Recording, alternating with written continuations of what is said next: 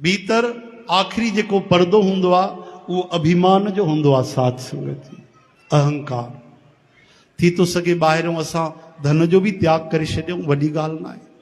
लोभ भी छॾे छॾियूं, कई माण्हू मकान भी छॾे छॾींदा आहिनि, परिवार भी छॾे छॾींदा आहिनि, पर अहंकार त गॾु ई हलंदो आहे। साधु मिलियो हिकिड़ो जंगल में हिकिड़े महात्मा खे, अरे बाबा तव्हां कीअं? चई साईं तव्हांखे पतो न आहे। छो? चई 16 साल 6 महीना अॼु 15 ॾींहं थी विया आहिनि। छाखे? चई घर छॾे करे असां बि सन्यासी बणिया। महात्मा खिलण लॻा, तव्हां घर न छॾियो त घर त जंगल में ई खणी आया हो। 16 साल 6 महीना ऐं तव्हांखे 12 ॾींहं यादि आहिनि? मतिलबु तव्हांजो दिमाग़ त ओड़े ई लॻल आहे, मन त उते ई लॻल आहे। इहो अहंकार।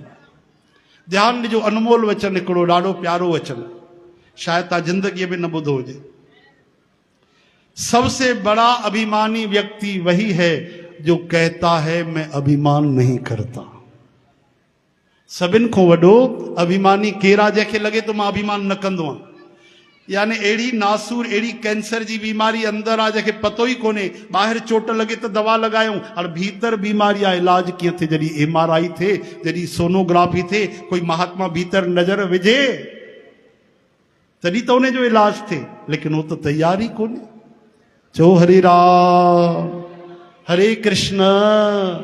हिकिड़ा हूंदा आहिनि अभिमानी जेके ज़बान सां बि अभिमान कंदा आहिनि, मोटा अभिमानी, चवंदा बि साईं असां नौजवान कमु न थिया त असां आहियूं कमु कयोसीं, असां ईअं कयोसीं, असां हूअं कयोसीं।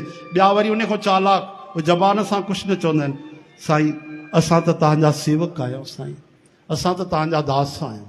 अच्छा, लेकिन भीतर अरे असां बि कुझु आहियूं। हाँ, ईअं थोरी आहे।